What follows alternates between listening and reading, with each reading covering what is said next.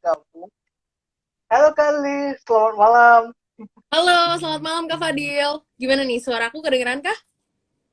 Oke, aman sekarang aman. Tadi mau maaf banget ya, sound aku agak sedikit terganggu, tapi kali ini udah fix kok, udah fix. Oke, Oke. saya sangat luar biasa sekali ya. Akhirnya Kak Ali dapat memenuhi undangan saya untuk hadir di Padilla Talk Show edisi malam ini.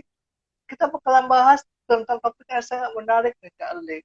tentang krisis percaya diri dan juga quarter life crisis. Mungkin sebelumnya, mungkin saya sudah tahu sih Kak Ali Melati ini siapa. Mungkin ada beberapa teman-teman kita yang belum tahu Kak Ali. Mungkin bisa introduce yourself a little bit about you, please.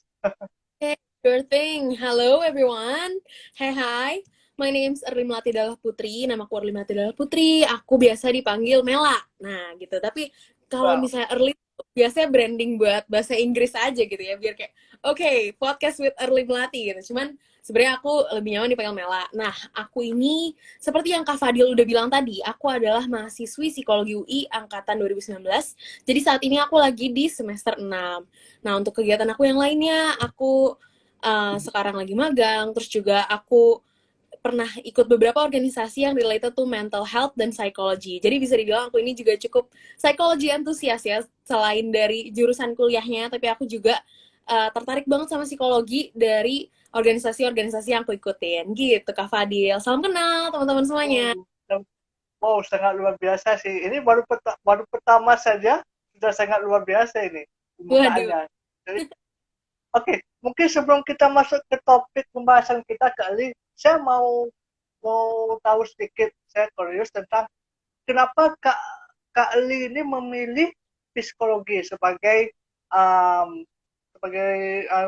jurusan kuliah atau sebagai passion ya. Kenapa? Apa alasannya? Ya, karena kalau dulu kita ngomongin ambisi ya, ambisi pas SMA, pasti kita tuh pengen jadi orang yang sukses, orang yang bermanfaat gitu kan. Tapi kan sebenarnya manfaat apa sih yang mau kita kasih gitu kan. Nah, yang aku mikirnya adalah aku tuh sebenarnya tertarik sama apa gitu. Aku anak IPA, aku belajarin semua biologi, fisika, kimia, tapi aku ini tertariknya sama apa sih gitu. Ternyata aku tuh tertarik ngeliatin orang, tertarik ngobrol kayak gini nih, kayak sama Kak Fadil nih sekarang. Terus aku tuh tertarik sama semua hal yang berbau tentang manusia gitu. Dan aku pikir, oke, kayaknya kalau misalnya kita ngambil suatu jurusan yang related kepada manusia, ini bakalan membantu aku banget untuk apa ya, simpelnya banget adalah membantu kehidupan aku sehari-hari gitu loh, untuk aku memahami diri aku, memahami lingkungan aku, dan kalau bisa aku juga berkontribusi kepada orang-orang lain di sekitarku melalui psikologi itu sendiri. Kayak gitu sih Kak Fadil. Sangat luar biasa sih karena bagaimanapun kan akhir-akhir ini kan saya sendiri kan tertarik juga di bidang psikologi karena kenapa? Hmm, Karena saya berhubungan sama orang-orang yang psikologi entusias gitu. Jadi ya. event event terakhir pun saya melihat live Kak Ali sama Kak ini Kak Mai tentang tentang apa survival crisis gitu kan, Hmm. crisis. Jadi ya sangat menarik sih. Tapi ada nggak sih kesulitan di dalam psikologi ini? Kalau misalnya dari segi psikologi student atau psikologi entusias kayak Kak Ali sendiri, ada nggak kesulitannya?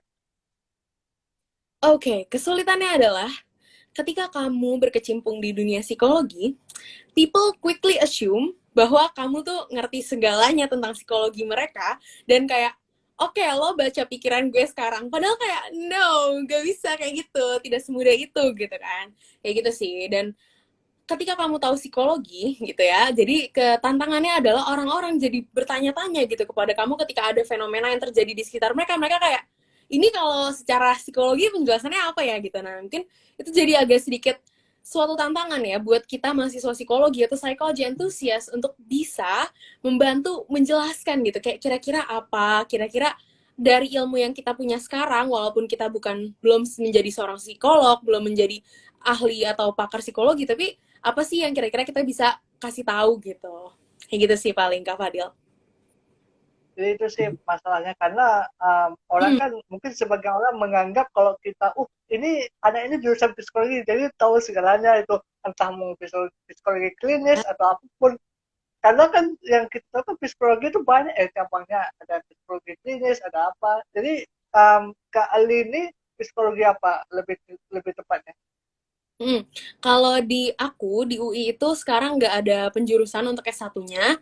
Jadi kita belajar semuanya. Kita belajar klinis, kita belajar psikologi pendidikan, kita juga belajar PIO gitu ya, yang psikologi organisasi dan industri kayak gitu.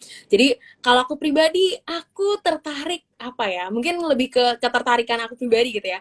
Aku mungkin lebih tertarik ke eh, ini ya, edukasi gitu, psikologi pendidikan kayak gitu sih. Atau satu lagi yang PIO itu, yang organisasi. Kalau klinis sebenarnya tertarik juga ya, karena kan kayaknya keren juga nih Kak Fadil kalau misalnya sekarang bukan ngomong sama seorang early melati aja, tapi seorang early melati psikolog gitu kan, kayak keren ya. Cuman ya we'll see sih.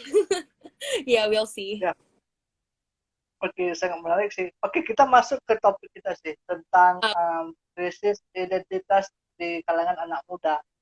Uh, Padahal sebelum live ini kan sempat riset juga kan beberapa faktor. Salah mm, satunya yang Fadil baca sih, kenapa anak muda ini gampang krisis percaya diri atau krisis identitas karena mereka tuh sebelum mencoba tuh sudah takut duluan. Nanti kalau saya buat ini, contohnya gini sederhana. mm, Ada seseorang mau buat konten gitu. Jadi sebelum buat konten itu mereka sudah takut duluan sih. Loh, gimana kalau saya buat konten ada yang nonton, ada apa itu pengaruhnya kenapa sih di kalangan anak muda itu kalau dari Kak Ali sendiri? Oke, sebenarnya kalau jelasin why gitu ya, pasti menurut aku sebenarnya semua hal tuh ada alasannya masing-masing gitu. Cuman mungkin yang what I see, kenapa sekarang orang tuh jadi ragu buat konten? Karena sebenarnya mereka sendiri pengen bikin konten, kenapa sih? Karena ngeliat orang lain bikin konten gitu kan. Tapi kita jadi ragu kayak, bisa nggak ya konten aku sebagus dia? Atau bisa nggak sih kita bikin semenarik itu yang memanggil orang banyak supaya misalnya banyak yang nonton kayak sekarang gitu kan, dan lain-lain kayak gitu. Jadi menurut aku kita tuh jadi takut karena kita tuh ngelihat sesuatu yang udah much better dari kita, tapi kita nggak sadar mereka much better dari kita. Kenapa? Karena mereka udah mulai duluan gitu loh. Karena mereka udah ngerjain ini selama 3 tahun dan kita baru mau mulai gitu loh. Jadi kayak, aduh, kadang-kadang kita tuh compare with something yang tidak selayaknya kita compare ke diri kita, karena jahat men gitu loh. Lo compare diri lo ke sesuatu, kayak misalnya ibaratnya kita anggap aja kita ini masih angkot gitu ya, kita masih angkot, tapi kita udah bandingin sama mobil Ferrari, kayak ntar dulu dong, ntar dulu, belum nih, belum di upgrade nih kita gitu. Jadi nggak apa-apa kita bandinginnya sama siapa, sama diri kita yang kemarin aja gitu, karena kalau nggak, kalau kita bandinginnya sama orang-orang lain, nah itulah Kak Fadil, makanya orang-orang jadi krisis gitu ya, karena mereka tuh mungkin punya perbandingan yang sebenarnya nggak layak untuk dibandingin sama diri mereka sih, kayak gitu. Ya mungkin karena gitu juga sih. Karena kan ini pengaruh juga sama kalau menurut saya sih itu pengaruh sama sosial media gitu. Oke. Karena kita lebih gampang mengcompare diri kita sendiri karena kita melihat sesuatu yang ada di sosial media. Sebagai contoh, dia bisa banyak viewers gitu kalau kita buat konten ya. Tapi aku nggak bisa sih. Kekurangan aku di mana? Dan kebanyakan orang dia Hmm. nggak tahu kekurangan dia di mana gitu. Nah, cara mengatasinya gimana sih? Kalau misalnya ada orang-orang yang nggak tahu kekurangan dia, itu gimana cara mengatasinya kalau menurut Kak Ali sendiri? Oke. Jadi tadi menurut Kak Fadil, kadang tuh kita nggak tahu how to improve diri kita Ya, karena kita nggak tahu kekurangan kita. Gimana ya biar ah, tahu? Oke, menurut aku, setiap orang tuh punya blind spot, yaitu suatu titik dari diri mereka yang mereka tuh sendiri gak bisa lihat gitu. Dan mungkin kalau misalnya kita bisa terbuka sama kritik dari orang lain, masukan dari orang lain, kita bisa loh jadi tahu tentang diri kita. Jadi kayak misalnya kita tanya aja sama teman-teman kita, menurut kamu tadi aku nge-live kurang apa ya? Nanya aja gitu loh, nanya aja, dan mereka akan jawab sejujurnya. Mereka misalnya mereka bilang, oh tadi kamu ngomongnya agak banyak salah ya gitu, ya udah, kalian evaluasi nih masukan dari mereka, benar nggak sih kayak gitu. Misalkan cek lagi, oh iya ya ternyata tadi aku nge-live kurang banyak ngomong nih, fakta-faktanya secuil doang gitu misalnya. Tapi kalau misalnya it's not true, it's something yang kayak tidak relevan gitu, yang kayak karena oh iya kurang apa ya, ya nggak tahu sih ya, kurang apa aja gitu, kayak nggak, mereka sendiri aja ngasih feedback yang nggak masuk akal atau nggak masuk di hati kalian, ya udah gitu loh, itu just a feedback. Kalian bisa cari juga feedback yang lebih membangun kayak gitu sih. Jadi menurut aku kalau kita bisa terbuka sama orang, kita juga bisa mau dengerin orang, ya semoga kita juga bisa makin tahu nih sebenarnya kekurangan kita apa sih yang kita sendiri nggak lihat kayak gitu. Ya, saya sih setuju sih sama Kak Ali apa yang Kak Ali jelaskan.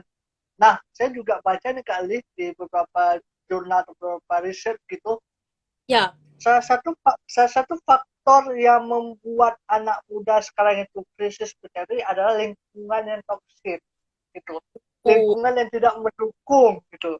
Jadi ya seperti Kak Ali bilang tadi, dia mau minta masukan, mau minta feedback itu ke teman-teman, terus teman-teman itu malah ngejudge dia gitu, bukan malah kasih feedback yang positif. Itu gimana sih Kak Ali? Cara menghindar dari lingkungan toksik itu gimana? Ada juga orang mau keluar nggak enak karena stres sama teman kan, ya itu gimana tuh? oke. Jadi kita sebenarnya memang tahun lalu dan tahun ini ya kata-kata toxic itu merajalela di mana-mana ya, mulai dari Ya, toxic relationship, trending topik gitu. ya kan, toxic apa, toxic friendship, toxic family, toxic toxic toxic ya. Tapi kayak inti dari toxic itu apa sih? Kayak racun gitu kan, bahwa sesuatu yang beracun akan meracuni gitu, sesuatu yang terracuni ya kasihan gitu kan. Cuman sekarang ketika kita ngomongin toxic, lingkungan yang toxic, sebenarnya tuh ada faktor di dalam manusia tuh, kita tuh nggak cuman dipengaruhi sama lingkungan, tapi kita juga dipengaruhi sama diri kita sendiri kayak gitu. Jadi mungkin dari lingkungan eksternal nggak mendukung gitu kan, kayak sekarang kita mungkin lihat contoh-contoh orang yang sukses padahal dia lingkungannya nggak mendukung loh, tapi kok dia bisa sukses gitu. Nah itu karena di dalam diri mereka ada resiliensi itu apa, jadi ketika mereka jatuh gitu, mereka choose untuk bangkit kembali gitu. Ketika mereka jatuh, mereka dihina, mereka bangkit kembali gitu loh. Dan selamanya ya Kak Fadil, kita tuh nggak bisa bergantung sama orang lain, sayang sekali gitu ya. Ya, Dan ya, sebenarnya beruntung banget nih orang-orang yang punya lingkungan yang suportif, punya lingkungan yang baik sama kalian, ya sangat beruntung sekali. Tapi sekarang kita nggak bisa juga berharap bahwa lingkungan semua orang hidup tuh sama gitu ya. Pasti ada aja tantangan-tantangan di dalam hidup mereka gitu. Dan bisa jadi itu adalah lingkungan yang ngomongnya tuh suka nyakitin gitu misalnya, atau nggak ada yang ngedukung gue gitu. Padahal ini kan gue melakukan sesuatu yang positif gitu. Jadi menurut aku, at the end of the day, you're the only one that you have, that you can count on gitu. Jadi untuk mengurangi semua rasa-rasa itu, okay, depend on yourself ya gitu. wow. Oke, itu luar biasa. Oke, mungkin ada di beberapa audiens yang sedang menyaksikan, mungkin kalau ingin bertanya tentang atau hal-hal yang menyangkut pribadi tentang krisis percaya diri, bisa tanya aja. Nanti kita bakalan tanyain kok ke Kak Eli gitu. Oke, Kak Eli. Sure, sure. Jadi kita kita sudah ngobrol tentang krisis percaya diri, tentang toxic relationship. Yang jadi pertanyaan sekarang, pernah nggak sih Kak Eli krisis percaya diri? Terus pernah berada di titik itu nggak? Nah, I'm really curious about that, karena saya lihat Kak Eli ini kan luar biasa. Tapi pernah nggak berada di posisi itu gitu? uh Honestly, do not trust social media. Rule number one, do not trust social media. Karena ini sih Kak Fadil, aku ngerasa ya, kita di sosial media tuh, kita apa sih yang mau kita tunjukin dari diri kita? Pasti baik-baiknya kita, senang-senangnya kita gitu kan, atau pencapaian apa sih yang kita udah capai gitu kan. Bahkan kita tuh kayaknya pengen ngasih tahu kayak bahwa aku punya loh kelebihan gitu, tapi kan kita juga nggak selalu menunjukkan kesedihan kita di sosial media. Banyak alasan sih kenapa, mungkin pertama karena kita nggak mau diketahuin orang kalau kita sedih, atau bisa juga kita memang lebih prefer itu dijaga sama buat diri kita sendiri atau dan lain-lain sebagainya gitu kan. Dan untuk aku sendiri, yes, aku pernah banget krisis kepercayaan diri. Bahkan I would say hampir setiap hari, kayak I wake up every day, itu aku masih aja loh ada sampai sekarang nih, sampai mungkin orang-orang udah lihat aku ini orang pede banget, hebat banget, keren banget. Tapi kadang aku pasti juga ada lah di dalam hati kecil aku tuh berkata kayak, kayaknya kamu kurang ini deh gitu, kayak you're not enough gitu, yang kayak berkata-kata that kamu tuh nggak cukup, kamu harus improve lagi gitu. Dan apa ya, dan menurut aku sebenarnya nggak apa-apa sih, wajar banget gitu. Bahkan aku pernah nonton suatu TED Talk ya, Kak Fadil, itu tuh isinya bahwa even the most perfect models on earth gitu loh, mereka still feel insecure juga gitu loh. Mereka tuh pasti ada ngerasa kurang kepercayaan diri juga gitu loh. Dan itu tuh mungkin sesuatu yang memang ada gitu ya, entah itu untuk, itu bisa dua gitu loh, itu bisa membuat kita merasa sedih, tapi itu juga bisa membuat kita terdorong gitu untuk ngelihat dari sisi lainnya, untuk ngelihat juga untuk ngedorong diri kita, oke, okay, I have to improve in what way ya, nanti mikir lagi gitu kan. Nah kalau aku sendiri pribadi, apa ya, aku mungkin dulu kalau waktu aku SD, SMP-ish kayak gitu, I was very insecure about how I look. Wah, kenapa? Karena Wow. waktu itu media, ya media tuh maksudnya TV, terus juga pokoknya iklan-iklan itu promotes tuh beauty dari orang Indonesia adalah yang putih, kurus, tinggi, kayak gitu loh, ya kayak gitu kan. Yang which menurut aku, iya, yeah, they're awesome, they're amazing, mereka cantik juga gitu loh. Cuman sayangnya dengan aku ngeliat kayak gitu, aku jadi mikirnya tuh kayak, oke, okay, jadi itu ya yang bener, yang selain itu salah ya gitu. Padahal kan enggak kan gitu loh, kayak gitu sih yang bikin aku tuh waktu itu sempat nggak pede juga. Cuman waktu itu apa yang aku lakukan untuk keluar dari apa ya, krisis kepercayaan diri aku, ya aku lihat nih kira-kira apa ya yang bisa aku kembangin. Sebenarnya aku yakin aku punya skill atau kemampuan yang mungkin orang lain gak semuanya punya juga loh gitu. Dan akhirnya aku mulai fokus kepada hal-hal yang bukan fisik gitu. Aku hal-hal yang oke, okay, pengembangan diri aku bisa gimana ya, bisa ngomong, bisa speech, bisa storytelling gitu kan. Nah itu aku fokus ke situ akhirnya.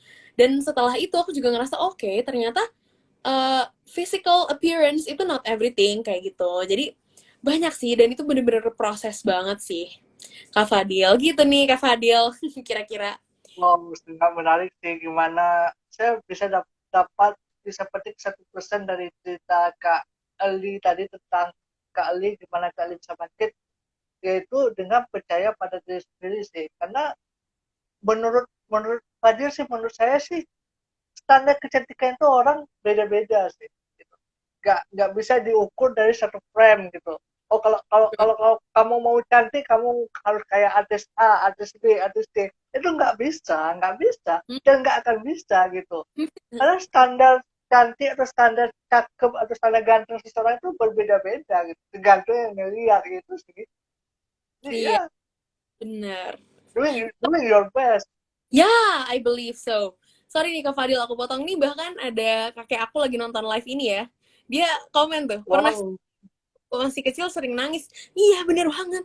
Aku tuh dulu sering nangis. Sampai sekarang sih. Cuman masih udah berkurang nih frekuensi menangis-menangisnya gitu kan. Karena hal-hal yang Kenapa nggak tuh? terlalu penting. Kenapa tuh? Oh banyak, karena aku kayak gitu tadi, aku nggak pede, mungkin karena sekitar aku orang-orangnya juga terlihat berbeda mungkin dengan aku, kayak gitu. Jadi aku ngeliatnya, oke, okay, everyone's pretty, I'm not, kayak gitu-gitu sih. Yang bikin aku juga ketika aku mau lomba atau apapun itu, aku jadi nggak percaya diri gitu. Ada aja sih pasti perasaan kayak gitu. Cuman over time ya kita akan ngetahuin gitu ya, apa sih sebenarnya yang paling bagus buat diri kita, buat memperbaiki lagi tuh krisis kepercayaan dirinya, like that.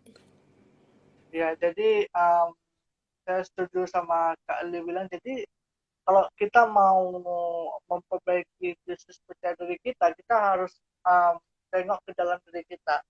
Apa sih yang kurang dari diri kita dan apa kelebihan kita gitu. Mungkin memang setiap orang sih berbeda. Mungkin Hmm. yang nggak ada sama mereka itu ada di kita. Gitu. Jadi kayak kayak kita kasih contoh satu organisasi gitu. Dia bisa desain, kita bisa speaking gitu. Jadi kita kolaborasikan gitu aja sih, simple. Tapi yang membuat ribet itu di sini semua, di pikiran gitu. Yes, betul, betul, betul. Setuju banget Kak Fadil. Jadi ada yang ingin bertanya? Mungkin kita bakalan tunggu sih yang ingin bertanya, boleh, nggak apa-apa. Yes, Mungkin yes. Kak Ali, kita singgung sedikit tentang sosial media sih. Menurut saya sosial media itu bagaikan dua mata pedang sih. Bisa tajam, bisa Hmm. tumpul, tergantung gimana kita manage dan melakukan menggunakannya gitu. Do you agree with that? Yes, I totally agree with that. Yes. Oke, mungkin ada nggak Kak Ali, apa, oh ya, ada yang bertanya, udah siap aja mau tampil tapi mau tampil nangis dulu. Aduh, agak testimoni kehidupan saya. Itu nggak apa-apa sih. Oke, mungkin sebelum kita mengakhiri sesi ini, mungkin ada nggak pesan-pesan dari Kak Ali untuk anak muda? Gimana cara supaya anak muda ini bisa percaya diri dan nggak lagi krisis percaya diri itu? Apa yang harus mereka buat? Dari seorang Ali Melati dari Putri. Oke, thank you so much Kak Fadil for the opportunity. Menurut aku sebagai anak muda kita ini sebenarnya adalah potensi tunas-tunas bangsa. Ya ampun ini kayak speech ini ya, speech Muka ya. presiden gitu kan. Enggak. Tapi maksud aku kita sebagai anak muda itu wajar banget sih kalau kamu ngerasa insecure, kalau kamu ngerasa kurang percaya diri, tapi itu bukan tentang itu gitu loh. Ini lebih tentang apa sih yang kamu lakukan dengan krisis kepercayaan diri kamu ini gitu. What kind of life do you want? Do you want a life di mana kamu krisis kepercayaan diri setiap hari, kamu nggak bisa ngelakuin apa-apa tentang itu, atau kamu mau suatu kehidupan di mana kamu tuh berdaya dengan diri kamu, gitu loh. Kalau kamu mau jadi berdaya dengan diri kamu harus percaya sama diri kamu sendiri. Ibaratnya kita jual barang, kita mau jual, oh nih ada lip tint 50.000 gitu. Tapi kayak, kata orang emang bagus ya gitu kayak orang nggak tahu betapa bagusnya suatu lip tint 50.000 ini kalau misalnya kalian sendiri nggak menunjukkannya, membuktikannya bahwa it's a really good product gitu loh. Kayak bahwa I am a good product, I'm not a failure. Aku nih orang yang mampu, aku yang orang yang hebat gitu loh. Setelah kalian percaya apa sih yang bisa kalian lakuin, lihat ke diri kalian. Kira-kira aku kelebihannya apa ya? Aku tuh bisanya apa ya selama ini yang bisa aku lakuin ternyata A B C D E itu aku selalu ngelakuin dengan baik. Oh, berarti aku bisa nih gitu. Oh, ternyata EFGH itu aku kurang bisa nih. Gimana ya dengan hal-hal yang kekurangan aku ini? Apakah aku bisa kembangkan? Kalau kamu bisa kembangkan, silahkan kembangkan. Coba sebanyak-banyaknya aktivitas, coba sebanyak-banyaknya apa ya yang kamu bisa gitu loh untuk mengembangkan itu. Dan I know it will cost a lot, kayak itu bakal ngambil waktu kamu, itu bakal ngambil waktu istirahat kamu deh at least gitu. Tapi it will be worth it in the end gitu. Gitu Kak Fadil. Jadi semangat terus semua. Oh, luar biasa. Aduh, saya banyak menginspirasi dari topik pembicaraan kita malam ini. Jadi mungkin dari saya ada juga sih Kak Ali, Hmm, karena beberapa orang itu percayalah kita sebagai anak muda ini adalah generasi berikutnya yang akan memegang tanggung jawab untuk negara kita Indonesia. Jadi kalau true. kalau kalau kita bisnis percaya diri, bagaimana kita bisa memanage Indonesia untuk kedepannya? Kalau dari saya. Setuju banget Kak Fadil. Luar biasa juga nih pesannya nih. Oke, terima kasih banyak Kak Li atas waktu yang sangat luar biasa. I know kamu sangat padat apa aktivitasnya, dan saya harap semoga pekerjaannya sukses dan apa yang diplanningkan semoga cepat terwujud gitu. Terima kasih Amin. banyak Kak Li. Terima kasih semua. Kita akan Thank jumpa di Padlatok yang akan datang. Bye bye. Dadah.